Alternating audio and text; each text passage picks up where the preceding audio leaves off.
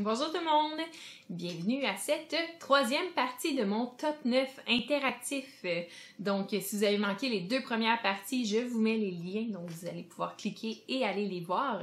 Donc en fait, il est interactif mon top 9. Pourquoi? Parce que à la fin de la vidéo, vous pouvez marquer dans les commentaires ou même aller voter sur Facebook pour le jeu dans ceux que j'ai présentés dans la semaine, que vous préférez et que vous aimeriez avoir une vidéo plus complète, donc un review avec un overview des règles vraiment beaucoup plus complète au sujet d'un jeu. Donc, on commence ça tout de suite.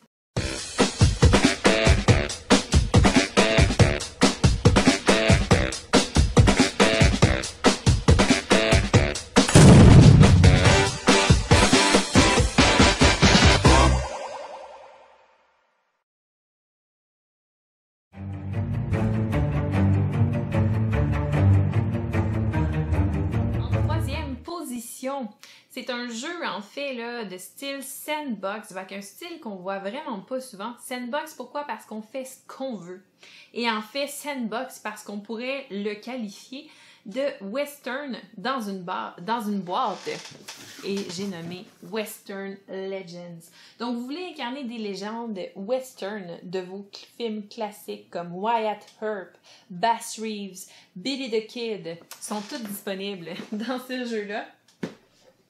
Donc, dans Western Legends, on incarne justement une légende de l'Ouest et notre but étant de devenir le cowboy le plus légendaire qui soit. Pour faire ça, en fait, vous choisissez comment vous allez le faire. Est-ce que vous allez être un hors-la-loi sans scrupules qui va voler la banque, qui va attaquer les autres joueurs pour les voler aussi, qui va faire de la contrebande de bétail? C'est vous qui choisissez. Est-ce que sinon vous allez être un shérif qui va justement arrêter les bandits, donc vos compatriotes qui volent du bétail, vous allez les arrêter les bandits qui sont sur la carte, essayer de justement faire le bien. Vous choisissez, en fait vous pouvez faire ce que vous voulez. Dans votre tour vous avez des actions, un certain nombre d'actions, donc avec ces actions-là vous faites, c'est ça. Bref, ce que vous voulez. Vous vous déplacez sur la carte, vous pouvez aller acheter un cheval pour aller plus vite. Vous pouvez améliorer votre arme, aller acheter du matériel au magasin général. Vous pouvez aller faire des parties de poker en ville et que d'autres joueurs viennent vous rejoindre dans vos parties de poker. Vous pouvez aller au cabaret si vous voulez. Bref. Vraiment, là, vous faites ce que vous voulez, vous allez dans des mines, ramasser de l'or, vous allez vendre vos pépites d'or à la banque, vous allez la braquer, comme je disais tantôt. Vous pouvez aller échanger du bétail au train. Toutes les possibilités sont là. C'est un jeu qui est hyper immersif. Donc, en fait, là, vous mettez une petite trame sonore de vos films western préférés et c'est parti pour l'aventure. Pour vrai, c'est un jeu où tout le monde a beaucoup de plaisir à jouer. C'est assez léger. Tout le monde a de la facilité à comprendre. Il s'agit que la personne qui a le jeu soit assez calée là, dans les jeux de société, puis les autres ne devraient pas avoir de problème. C'est fluide, c'est bon. Puis c'est ça, avec le bon groupe de joueurs, vous allez passer une super belle soirée à vous courir après, envoyer le shérif aux trousses de l'autre personne. Bref, vraiment là, c'est pour ça qu'il est dans mon top 9, puis que c'est mon numéro 3. Donc c'est Western Legends.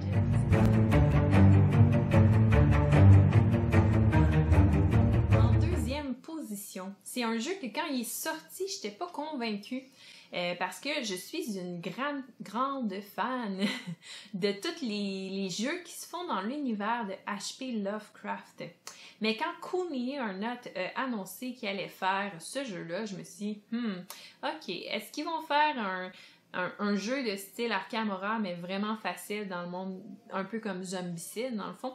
J'étais un peu inquiète. Mais je me suis procuré le jeu par curiosité. Et finalement, c'est un jeu qui est tellement exceptionnel. Et j'ai nommé... Attention, je vais le prendre. Hip. Toulouse Death May Die. Je m'excuse pour le spot de lumière dessus. Donc, Death May Die, c'est un jeu, justement, qui se passe dans l'univers de Lovecraft, pas mal. Et ce jeu-là se joue par petits scénarios. Donc, c'est pas une histoire qui se suit, là. Donc, c'est des épisodes, en fait, uniques. Il y en a 6 dans la boîte de base, donc la saison 1. On peut acheter la saison 2 où il y en a 6 autres. Puis dans le fond, chaque petit scénario a ses monstres particuliers, ses conditions de victoire, comment est-ce qu'on doit approcher le scénario. Mais tous les scénarios ont à peu près la même base, c'est-à-dire que on doit empêcher un rituel de cultiste d'avoir lieu. Donc, il y a des façons de faire dans le scénario, précises dans le scénario qu'on doit faire pour empêcher ce rituel-là d'avoir lieu. Et là, ça débloque des actions qui sont uniques au scénario. Puis, pendant qu'on essaie de faire ça, eh bien là, tranquillement, pas vite, à chaque fin de tour, on doit piger une carte mythe. Et là, les cartes mythes, de temps en temps, peuvent faire avancer le grand ancien. C'est un jeu de Lovecraft. Il y a un grand ancien, c'est sûr. Et il peut faire avancer le grand ancien sur son échelle. Et là, s'il avance trop, ben, il apparaît sur le jeu. Et c'est bien qu'il apparaisse parce que, éventuellement, notre but, ça va être de détruire le grand ancien. Mais pour pouvoir le détruire ou même l'attaquer ou faire quoi que ce soit, il faut qu'on ait défait le rituel. Donc, il ne faut pas qu'il apparaisse trop vite. Idéalement, on défait le rituel et c'est ce qui le fait apparaître, mais des fois, ça ne se passe pas tout le temps comme on veut. C'est vraiment un jeu qui est fantastique, ça se joue bien.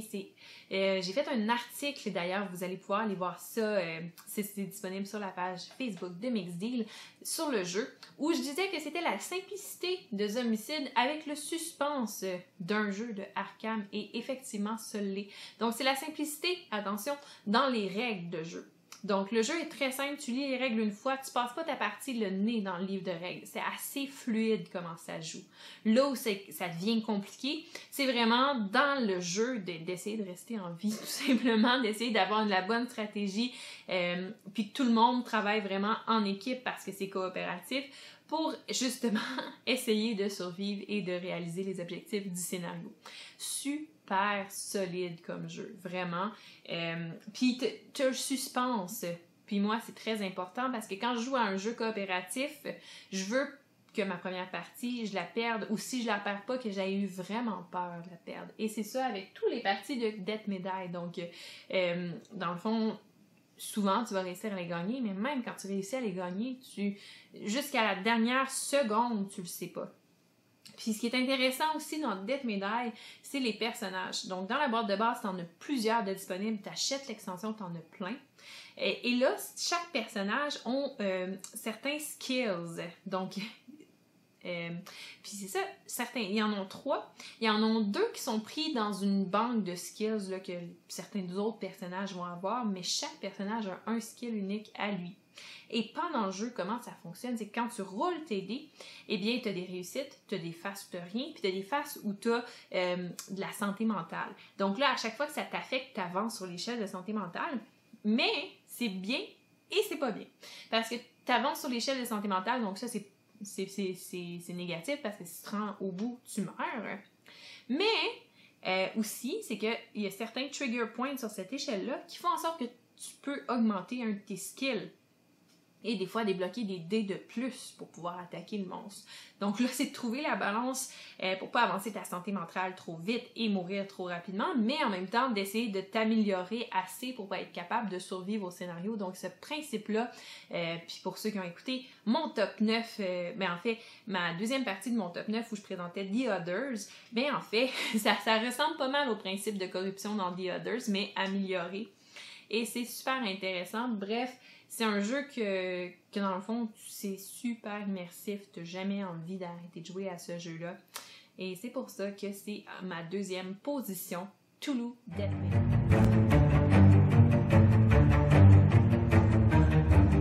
En première position, mon préféré, le meilleur de tous.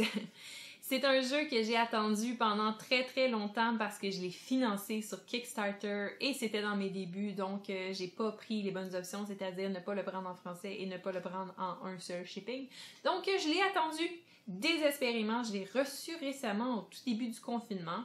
D'ailleurs, je vous ai fait une vidéo d'unboxing que je mettrai le lien si vous voulez aller voir. Et c'est Nemesis. Je pense que...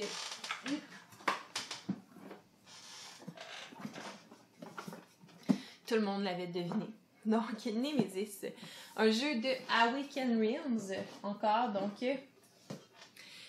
je pense que le nom de la compagnie fait en sorte que j'ai pas vraiment besoin de vous dire à quel point le jeu est bien développé, qu'il est de qualité, que les figurines sont exceptionnelles, que le matériel à l'intérieur est magnifique, que le jeu donne l'impression d'être vraiment fini, c'est-à-dire qu'il n'y a pas rien d'autre qu'ils auraient pu faire de plus pour rendre le jeu plus merveilleux une fois qu'ils te l'ont envoyé.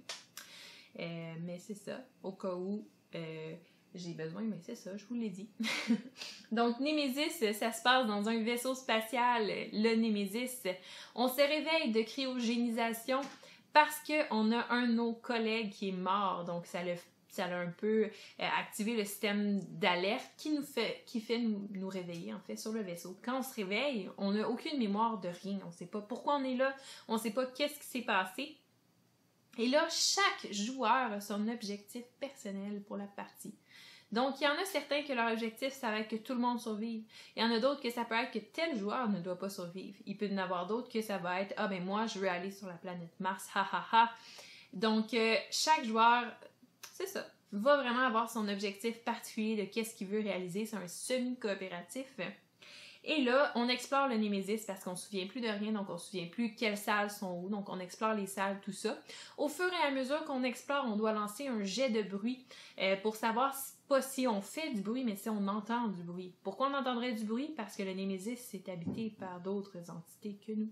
Et oui, en fait, c'est Alien version jeu de société pratiquement, parce qu'il y a des aliens qui vont nous attaquer, qu'on appelle des intrus dans le jeu. Et c'est ça, ils sont vraiment overpowered. Donc, en plus d'avoir à se méfier des autres joueurs, parce qu'on sait pas c'est quoi vraiment leurs intentions cachées, en plus, il faut se soucier des aliens parce qu'on n'arrivera probablement pas à tous les battre. Il y en a vraiment qui sont OP. Le jeu est hyper immersif.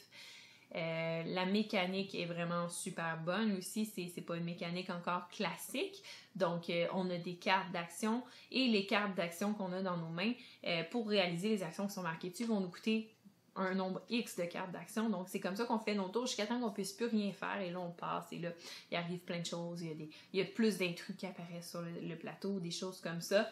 Super intéressant, pour vrai les options sont vraiment bonnes et il n'y a pas une partie qui est pareille, il y a toujours un moment, il y a plein de moments en fait épiques dans le jeu, très très très cinématique, c'est le genre de jeu que tu vas jouer une partie, puis qu'après ça tu vas discuter pendant 1 heure de ce qui s'est passé pendant la partie, parce que là, une fois que toute l'histoire est finie, qu'il y a une personne qui a réussi à survivre en se sauvant avec un escape pod, ben là c'est là que tu te rends compte que ah ouais mais toi finalement t'essayais de me tuer, c'est pour ça qu'il est arrivé telle chose puis telle chose.